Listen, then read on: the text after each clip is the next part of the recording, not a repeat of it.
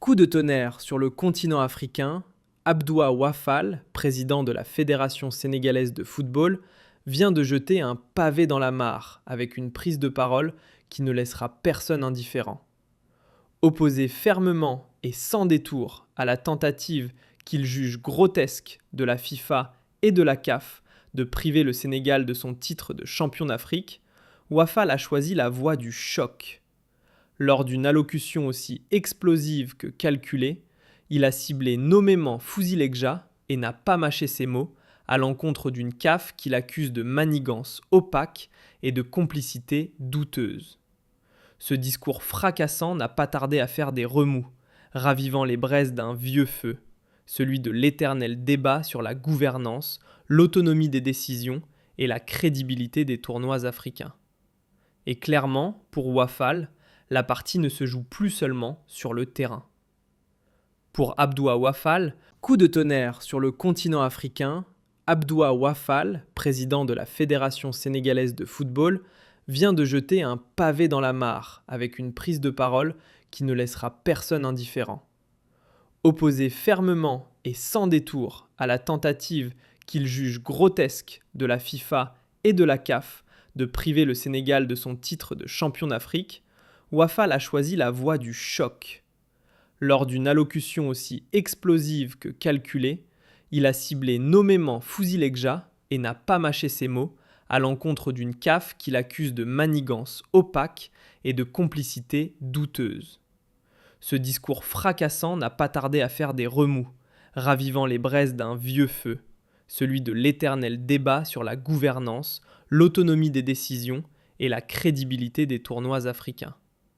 Et clairement, pour Wafal, la partie ne se joue plus seulement sur le terrain.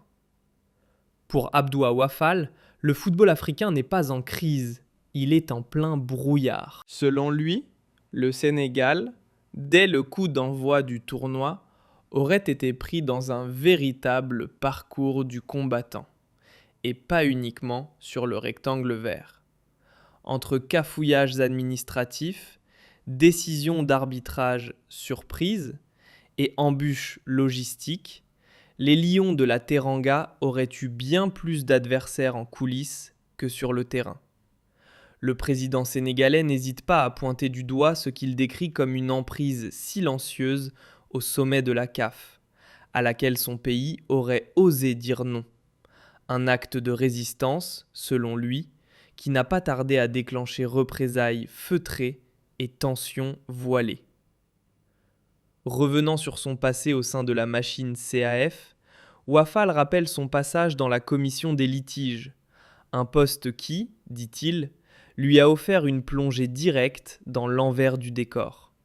Là, il aurait découvert que certains dossiers chauds cessent d'être des questions de droit pour devenir des bras de fer entre intérêt et influence. Pour lui, l'égalité des chances, souvent brandie dans les discours officiels, se dissout parfois dans les jeux de pouvoir feutrés de l'élite footballistique africaine.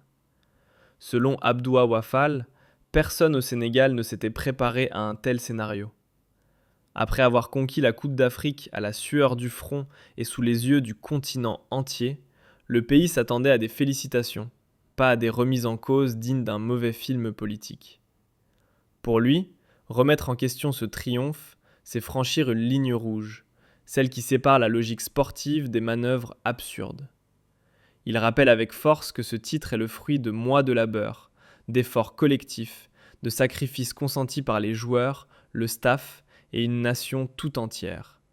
Et que voir tout cela piétiné par quelques décisions de bureaux obscurs est tout simplement inadmissible. Et ce n'est pas tout. Sur le terrain de l'organisation, Wafal dénonce aussi des pressions étranges autour du choix des centres d'entraînement.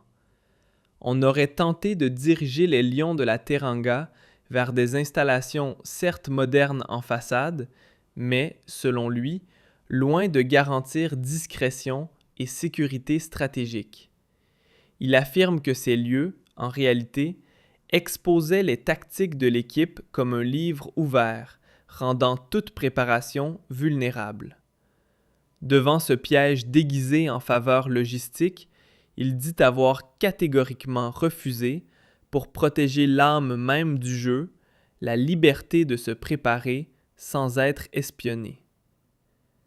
Abdoua Wafal est ensuite revenu sur un épisode clé, l'arrivée de la délégation sénégalaise à Rabat. Un moment qu'il décrit comme étrange, presque irréel, tant les surprises se sont enchaînées, aussi bien dans l'organisation que dans les échanges avec les dirigeants de la CAF. Il raconte avoir croisé plusieurs figures influentes de l'instance continentale et confie que certaines réponses obtenues n'ont fait que nourrir un sentiment déjà présent, celui d'un déséquilibre profond dans la manière dont la justice sportive est appliquée. Mais s'il y a un terrain sur lequel, selon lui, la situation devient explosive, c'est bien celui de l'arbitrage. Pour le patron du football sénégalais, l'opacité entourant le choix des arbitres relève du scandale, surtout quand il s'agit des matchs couperets. Il rappelle que les textes imposent des délais clairs pour annoncer les officiels, justement afin de permettre aux sélections d'exercer leur droit de recours. Or, dans le cas du Sénégal, ces règles auraient été purement et simplement ignorées. Pire encore, l'identité de l'arbitre de la finale n'aurait été communiquée que très tard, la veille au soir, une méthode qu'il juge indigne d'une compétition de ce niveau. Officiellement, la CAF a plaidé la protection psychologique de l'arbitre pour expliquer le flou artistique entourant sa désignation. Officieusement, pour les Sénégalais, c'est surtout une stratégie bien ficelée pour verrouiller toute contestation légitime. Wafal ne s'est pas contenté de lever les yeux au ciel. Une lettre de protestation a bel et bien été rédigée et transmise pendant le match, fait rarissime, qui témoigne de l'ampleur du malaise. Et ce n'est pas le seul point qui pique. Sur le terrain des finances, le président sénégalais a aussi soulevé une autre incohérence. Alors que certaines primes auraient mystérieusement trouvé preneur en un temps record, la récompense promise aux champions, elle, semblait s'être perdue en chemin. Pour Wafal, ce retard suspect cache un mal plus profond, une gestion financière peu claire où les règles de distribution restent aussi opaques que les coulisses de la CAF. Il exige aujourd'hui des réponses concrètes, des comptes transparents et une preuve que les fonds attribués aux équipes ne disparaissent pas dans le triangle des Bermudes administratifs. Abdoua Wafal n'a pas non plus laissé passer les rumeurs malveillantes qui ont circulé juste avant la grande finale. Des insinuations sur la santé des joueurs ou l'organisation interne de l'équipe sénégalaise, soufflées ici et là, comme pour semer le doute et installer un climat anxiogène à la veille du choc. Face à ces bruits de couloir, il a tenu à remettre les pendules à l'heure. Chaque joueur a été suivi médicalement avec la plus grande rigueur, et le staff a déployé tous les moyens pour garantir des conditions irréprochables. Wafal rejette fermement ce qu'il considère comme des attaques gratuites et appelle chacun à faire preuve de sérieux quand il s'agit de sujets aussi sensibles. Mais attention, son intervention publique, assure-t-il, n'est pas un coup d'éclat pour créer du chaos, mais un cri du cœur pour défendre son équipe et rappeler que l'équité sportive n'est pas négociable. Il dit avoir interpellé la FIFA en personne, exigeant des garanties pour que le Sénégal ne soit pas victime de décisions iniques. Et il va plus loin. Tant que la gouvernance du football africain ne sera pas profondément revue et assainie, aucune vraie avancée ne sera possible. Il termine sur une note sans équivoque. La CAN, le Sénégal l'a gagnée à la loyale, sur le gazon, pas dans les coulisses. Et personne ne viendra réécrire cette victoire. Dans un appel qui résonne comme une sirène d'alarme, Abdoua Wafal a réclamé l'ouverture d'un débat à l'échelle du continent, un vrai, un profond, sur l'avenir du football africain. Pas pour faire joli, mais pour remettre au centre du jeu des valeurs trop souvent piétinées. L'honnêteté, l'équité, le respect du sacrifice des joueurs et de la passion des supporters. Ce cri, jugé lourd de conséquences par de nombreux observateurs, vient secouer un climat déjà saturé de tensions et d'incompréhension. Car ici, il n'est plus question d'un simple accrochage sportif ou d'une querelle passagère née d'un coup de sifflet contesté. Ce que les propos de Wafal mettent crûment en lumière, c'est un mal bien plus profond. Le ras-le-bol d'un système perçu par beaucoup comme bancal, dominé par des jeux d'influence, des décisions opaques et une gouvernance déconnectée des valeurs du sport. Ces mots, parfois incisifs, parfois empreints d'émotion, lèvent le voile sur ce que beaucoup murmurent en silence.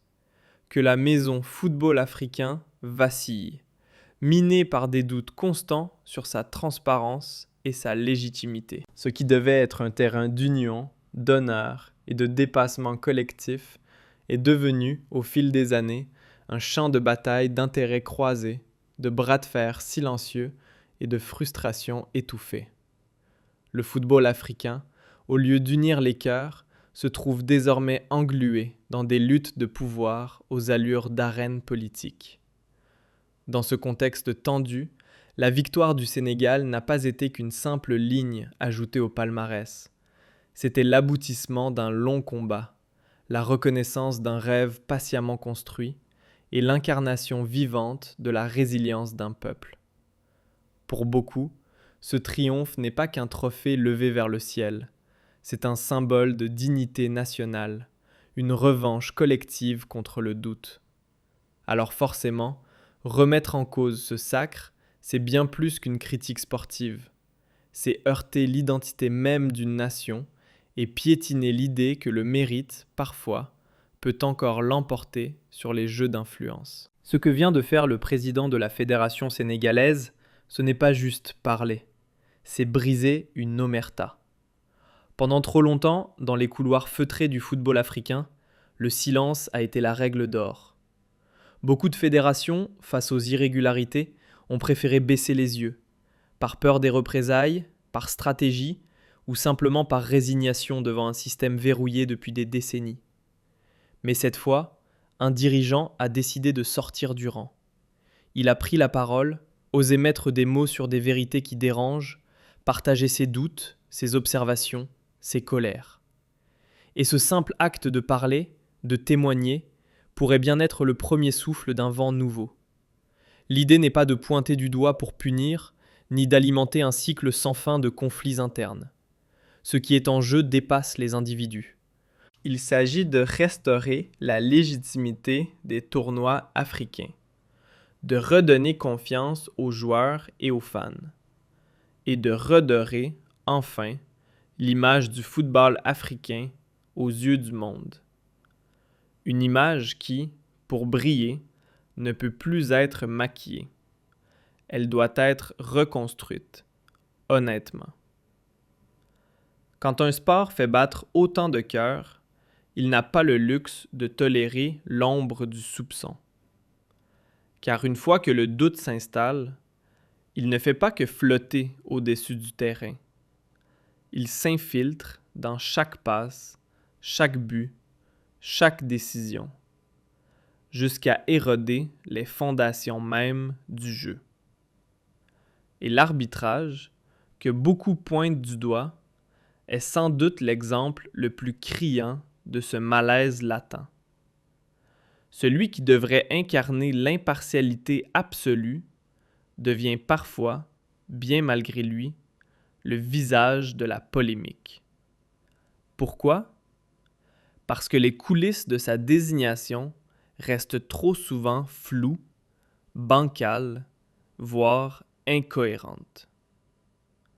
Mais ce fléau ne s'arrête pas au sifflet. Lorsque les rouages de l'organisation ou la gestion financière commencent eux aussi à manquer de transparence, à sentir l'injustice ou le favoritisme, un sentiment d'inégalité s'installe. Chaque délai injustifié, chaque décision sortie de nulle part, chaque silence prolongé des instances ne fait qu'aggraver la fracture. Comme si, dans cette grande partie, certains joueurs évoluaient sur un terrain plus favorable que d'autres. Dans cette atmosphère pesante, la voix du Sénégal résonne comme un cri de dignité. Elle ne réclame pas des privilèges, mais simplement ce qui devrait être une évidence. Qu'on reconnaisse la valeur du jeu, le poids des règles et le respect dû au peuple. Car oui, le football, ce n'est pas seulement 11 joueurs courant après un ballon. C'est l'expression d'un mérite conquis à la sueur, d'un respect des lois du jeu et surtout d'un lien profond avec des millions de cœurs qui battent à l'unisson derrière chaque drapeau. Ce que le Sénégal défend, au fond, dépasse les frontières. Il ne s'agit pas d'un cas isolé ou d'un accès d'orgueil national. D'autres voix, dans d'autres vestiaires africains, ont déjà ressenti cette même frustration, ce même mur d'incompréhension face à des décisions obscures. Cette réaction sénégalaise, c'est aussi celle de tout un continent qui, parfois, se sent spectateur impuissant d'un match joué en dehors des règles. Un appel collectif, donc, à rendre enfin au football africain la justice qu'il mérite. Et si cette crise, plutôt que de n'être qu'un nouvel épisode conflictuel, marquait enfin un virage décisif. À condition, bien sûr, qu'elle serve de déclencheur à une remise en question honnête et collective dans les plus hautes sphères du football africain. L'avenir de ce sport sur le continent ne se jouera pas uniquement sur les pelouses, mais dans la capacité de la CAF et de ses dirigeants à ouvrir les oreilles, à accueillir les critiques sans les étouffer et à lancer des réformes réelles, pas cosmétiques. Il est temps que les rouages du pouvoir deviennent lisibles.